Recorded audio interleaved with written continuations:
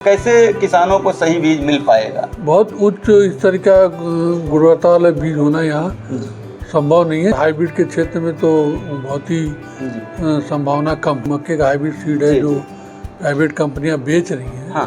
वो लगभग 300-400 रुपया केजी है। अगर यह हम इस तरह से यहाँ तैयार कर लें, बीज कम दाम में बीज उपलब्ध हो जाएगा। हाँ। जबकि सरकार को भी इससे फायदा होगा। काला नमक की बात होती है, काला नमक में भी अब कई तरह के चेंजेस की बात आ रही है। पूरा ही काला नमक बदल दिया, उसकी सुगंध खत्म हो गई, उसकी क्वालिटी खत्म हो गई। 1-1 किलोमीटर पे परिवर्तन होता है काला नमक के गुणवत्ता और सुगंध। मुख्यमंत्री द्वारा 12 सुझाव दिए गए और उससे जो भी टेक्नोलॉजी निकलेगी उसको सीधा किसानों को दिया जाएगा। कृषि में एआई को हम कैसे किसानों से कनेक्ट कर सकते हैं? दूध उत्पादन कैसे बढ़ाया जा सके, उसके लिए क्या क्या किसानों को बताया जा सके कि कौन सा आहार कब कैसे खिलाया जाए। हाँ। आहार की क्वालिटी कैसे हो, ये सब एआई के माध्यम से हम लोग करने जा रहे हैं। नमस्कार, अमर उजाला से मैं चंद्रभान यादव। आज मैं उत्तर प्रदेश कृषि अनुसंधान परिषद के महानिदेशक डॉक्टर संजय सिंह जी के साथ हूँ। डॉक्टर साहब, कृषि अनुसंधान परिषद लगातार किसानों को कम लागत में अधिक मुनाफा देने के लिए लगातार प्रयास कर रहा है। कई नई रिसर्च परियोजनाएं लेकर के आ रहा है। एक तरह से ये पढ़ाई लिखाई वाला विभाग है कि हम नई चीज़ों को वैरायटी में कैसे चेंज कर सकते हैं, कैसे किसानों को कम लागत में अधिक मुनाफा दे सकते हैं। इसके लिए लगातार तकनीकी विकास और वैरायटी विकास सहित ढेर सारे काम में जुड़ा हुआ है।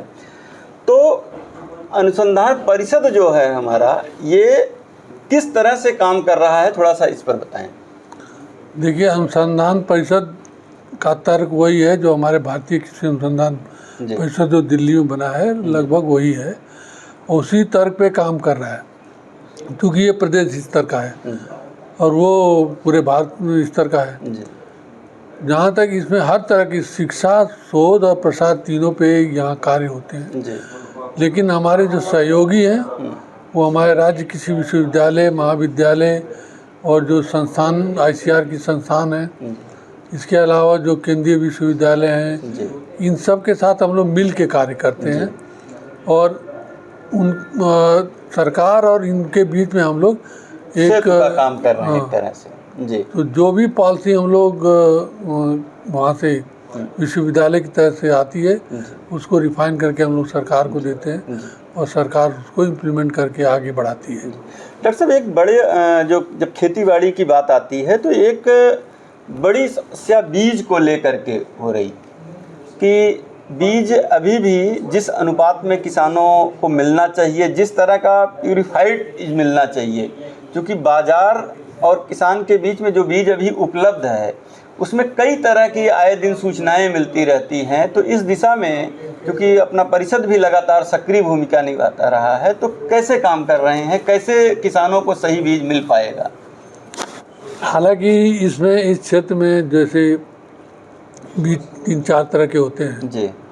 तो बीडर सीड की जो उत्पादन है वो हमारे जितने भी कृषि विश्वविद्यालय हैं या ICAR संस्थान हैं वो करके हमारे कृषि विभाग को देती है। कृषि विभाग उस पर उसका जो है सर्टिफाइड सीड बना के किसानों को उपलब्ध कराता है। ये सिस्टम है।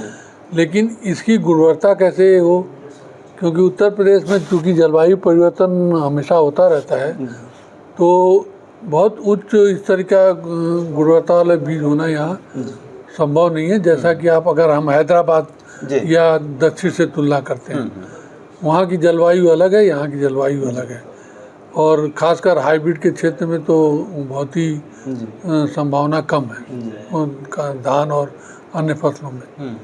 मक्के का हम लोगों ने अभी इस साल पहली बार शुरू किया है। अब उम्मीद है कि हम लोगों को सफलता मिलेगी। जी, थोड़ा सा बताइए, मक्के का बीज किसानों को कैसे, मतलब जो आपने तैयार किया अपने प्रोजेक्ट? हम लोगों ने एक्चुअली हमारा सीमेंट के साथ समझौता हुआ था। हाँ। और 2024 में उनकी कुछ प्रजातियों का यहाँ टेस्ट करवाया गया था अलग अलग विश्वविद्यालय के अलग अलग जोन में। जी। उसमें से 2 हाइब्रिड बड़े अच्छे निकल के आए। हाँ। इनकी उत्पादकता और क्वालिटी बहुत अच्छी थी। जी। तो उसको हम लोगों ने चयन किया है और उसका जो बीज उत्पादन है हम लोग बहराइच बहराइच डिस्ट्रिक्ट में 2 किसानों के यहाँ करवाए गए हैं। उसकी सोइंग जो है हम लोगों ने फरवरी के एंड में किया है। अच्छा। और अब हार्वेस्टिंग का मई में हार्वेस्टिंग होगी। मतलब ये जो बहराइच में हमने बीज तैयार किया है, ये इस बीज को मतलब हम अन्य किसानों में उपलब्ध कराएंगे भविष्य। बीज उत्पादन होने के बाद जैसे जनरली हाइब्रिड जो मक्के का हाइब्रिड सीड है जो प्राइवेट कंपनियां बेच रही हैं, वो लगभग 300-400 रुपया केजी है। तो अगर ये हम इस तरह से यहाँ तैयार कर लें तो न केवल हमारी बीज कम दाम में बीज उपलब्ध हो जाएगा, जबकि सरकार को भी इससे फायदा होगा। तो अभी हम लोगों ने मक्के पे अभी ये प्रयोग शुरू किया है और उम्मीद है कि ये इसमें हम लोगों को सफलता मिलेगी और आने वाले समय में जो मक्के के किसान हैं उनको बीज उपलब्धता की करेंगे। इसी तरह से मैं हमारे जो FPO को जिनको सीड प्रोसेसिंग प्लांट दृष्टि योजना के तहत दिया गया था, उनका उपयोग सरकार को करना चाहिए और उनके द्वारा अगर बीज हम उत्पादन करते हैं सभी फसलों का और उनसे हम बाई बैक करते हैं, जैसे किसी बात करे तो अच्छी क्वालिटी में यहाँ बीज की उपलब्धता हो सकती है। सरकार FPO के जरिए अगर हम करेंगे तो संस्थानों की निगरानी में वो चीज़ें होंगी, KVK की निगरानी में होंगी, तो गुणवत्तापरक बीज मिलेगा, तो आगे जो दूसरे किसानों को मिलेगा तो जो बीज की समस्या है काफ़ी हद तक सॉल्व होगी जो है। तो इसमें देखिए हम लोगों ने एक प्रस्ताव भी हम लोगों ने बनाया था। अच्छा। कि कैसे कैसे किसकी क्या रिस्पॉन्सिबिलिटी होगी और वो कैसे करेंगे जी। इसके तहत हम लोगों ने जो सहकारिता विभाग है जी, उसके साथ हमारा उपकार का एक MOU भी साइन हुआ था, लेकिन वो बीच में वो लोग हट गए जी। क्योंकि तय ये हुआ था कि उपकार जो है आपको फाउंडेशन सीड प्रोवाइड करेगा किसानों को जी, या FPO को जी। FPO उसको पैदा करेंगे जी। और पैदा करने के बाद जब निरीक्षण में एक उपकार का, सीड सर्टिफिकेशन का और FPO का और उस लोकल जो भी KVK हैं जी जी, या विश्वविद्यालय उसका वैज्ञानिक एक टीम रहेगी जो उसका परीक्षण करेगी और उसी के आधार पे उसकी क्वालिटी के आधार पे उसको बीज का चयन किया जाएगा। और क्योंकि उसके पास प्रोसेसिंग प्लांट ऑलरेडी दृष्टि योजना के तहत मिला हुआ है तो वो प्रोसेस करेगा, सीड बनाएगा और सीड बना के आप सहकारिता विभाग को बाई बैक करेगा। लेकिन वहाँ सहकारिता विभाग के लोग वहाँ पीछे हट गए और इसमें थोड़ा हमारी उपकार की बड़ी बदनामी हुई थी क्योंकि लोगों ने पैदा किया था। तो ये इस तरह की अगर योजनाएं सरकार लेके चले तो किसानों को सीधे फायदा मिलेगा, तो न केवल किसानों को जबकि उसमें कृषि विभाग को और अन्य विश्वविद्यालयों को या KVK को भी फायदा होगा।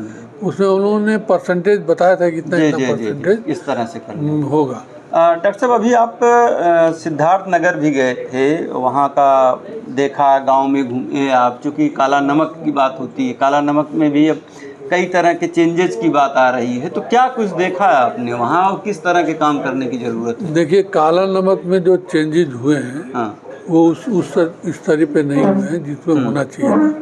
उन्होंने पूरा ही काला नमक बदल दिया है, जो कि काला नमक रहा ही नहीं है जी। उसकी सुगंध खत्म हो गई, उसकी क्वालिटी खत्म हो गई और जो मार्केट में मिल रहा है वो सही काला नमक नहीं है। इस संबंध में मैं सिद्धार्थ नगर का दौरा किया जी। क्योंकि 1998 से 2005 तक हम लोगों ने इसी तरह का काला नमक पे काम किया था और सिद्धार्थ के नगर के अंदर हम लोगों ने 175 तरह का काला नमक का चयन किया गया था और वो आज हमारे NBPR दिल्ली में हम लोगों ने उसको सुरक्षित किया हुआ है जी जी। तो 1-1 किलोमीटर पे परिवर्तन होता है काला नमक के गुणवत्ता और सुगंध जी। तो जो असली काला नमक का जो सुगंध का एरिया जो बर्डपुर ब्लॉक है उसका रीज़न यही है कि जो बर्डपुर ब्लॉक के ऊपर जो नेपाल से पानी आता है जी। तो जितना एरिया में वो सिंचाई करता है उस एरिया का काला नमक की गुणवत्ता एक अलग है। कारण यह है कि वो एकदम काले रंग का पानी होता है और उसमें हल्का हरा रंग लिए होता है और वो हरे रंग की वजह उस पानी की वजह से उसकी काले नमक की गुणवत्ता बढ़ती है। जो किसान हमको बता रहे थे कि वो बिना केमिकल खाद के होता है। वो कोई खाद नहीं पड़ता है, केवल वो रोपाई के समय बहुत मिनिमम मात्रा में डीएपी डालते हैं। जी यूरिया का प्रयोग एकदम नहीं करते। जी कहते हैं कि अगर हम यूरिया का प्रयोग कर देते हैं तो हमारी ईल्ड घट जाती है, और नहीं करते तो ईल्ड बढ़ जाती है। डॉक्टर साहब, अभी आपकी कॉन्फ्रेंस हुई, बहुत अच्छी कॉन्फ्रेंस हुई, बहुत ढेर सारे लोग आए जो है, और हर टॉपिक पर एक विचार आया नया। तो इस कॉन्फ्रेंस का किसानों में कैसे फ़ायदा मिलेगा, इस पर चूँकि मुख्य भूमिका आपकी है, तो कैसे किसानों तक जो चीज़ें, जो विचार आए, जो मंथन से जो नए तथ्य निकले, उसको कैसे किसानों तक पहुंचाने की रणनीति? जैसा मैंने आपको बताया था अपने प्रेस कॉन्फ्रेंस में कि मुख्यमंत्री द्वारा 12 सुझाव दिए गए। जी। उन 12 सुझावों के स्तर पे हम लोग जो हमारी रिसर्च प्रायोरिटी एरिया है, मतलब क्या क्या रिसर्च होनी चाहिए, उसी के आधार पे हम लोग रिसर्च परियोजनाएं बनाएंगे। अच्छा। और उनको विश्वविद्यालय के द्वारा उनके वैज्ञानिकों को उनसे करवा के, और उससे जो हमारा जो भी टेक्नोलॉजी निकलेगी उसको सीधा किसानों को दिया जाएगा, जिससे किसानों को लाभ हो सके। चाहे वो जलवायु परिवर्तन में, मैं आपको बता दूं कि अभी हम लोग देसी अरहर पे काम कर रहे हैं। अच्छा। उसमें हमारा दलहन का संस्थान कानपुर है और बांदा में। अच्छा। उसमें हम 2 तरह का काम कर रहे हैं। एक तो वो है कि दलहन में जब पानी भर जाता है, खेत में बारिश हुई, पानी भर गया, तो एक तो बुआई नहीं हो पाई। दूसरा क्या है कि अगर बुआई हो गई, पौधा मान लीजिए खड़े पौधे में भी पानी लग जाता है दलहन में, तो गल जाती है। जी। तो हम लोग उस तरह की प्रजाति, देसी प्रजातियों में खोज रहे हैं कि जो है इस तरह की वातावरण में सहन कर सकें। और उसके साथ हम लोगों ने ये कहा कि देसी की गुणवत्ता कैसे हम लोग पाए जाए। तो हम लोग को कुछ ऐसी प्रजातियां भी मिली हैं जो न केवल गुणवत्ता के साथ साथ अधिक उपज भी दे रही हैं। तो दोनों तरफ से फायदा है कि अधिक उपज भी मिल रही है देसी प्रजाति में, जो लुप्त हो रही थी उनको बचाया जा सके, और साथ साथ उनकी गुणवत्ता भी बनी है। तो बजाय हम नई प्रजाति को निकालने के लिए उन्हीं को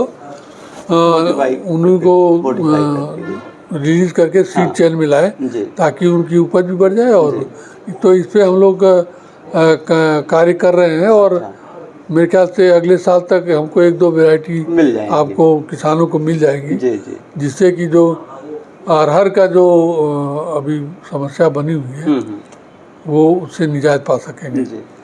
ऐसे ही हम लोग तिलहन में कर रहे हैं यही चीज़। अच्छा। यही चीज़ हम लोग गेहूँ में भी कर रहे हैं। जैसे धान की कटाई लेट हो रही है, तो अगर कटाई लेट हो रही है, खेत में पानी भरा है, तो उसको सूखने में 1 महीना लगता है, और 15 दिन तैयारी में लगते हैं। तो किसान का जो गेहूं का समय है बोने का, वो लेट हो जाता है। तो हम इस तरह की प्रजाति ढूंढ रहे हैं कि जब धान जो करता है उसी में डायरेक्ट अंदर ही भारी नमी में भी बुआई कर दे, और उसका जमाव हो जाए, ताकि समय भी बच जाएगा, और उसको पैदावार मिल जाए। तो ये भी प्रजाति आने वाले समय में आ जाए। तिलहन में भी हम लोग ने खोज लिया है, और तिलहन में भी ये प्रजाति आ जाएगी। पल्सेज में हम लोग ने चना, अरहर और तिल पे भी हम लोगों ने कार्य कर रखा है, क्योंकि आप अक्सर देखते हैं कि बुंदेलखंड में बारिश इस समय बहुत ज़्यादा हो रही है, जिसकी वजह से तिल की खेती नहीं के बराबर हो रही है। क्योंकि जहाँ बारिश होती है वो पूरा तिल का एरिया खत्म हो जाता है। तो हमको कुछ प्रजातियाँ मिली हैं जो बारिश होने पे भी और जल भराव में भी नुकसान नहीं पहुँचे।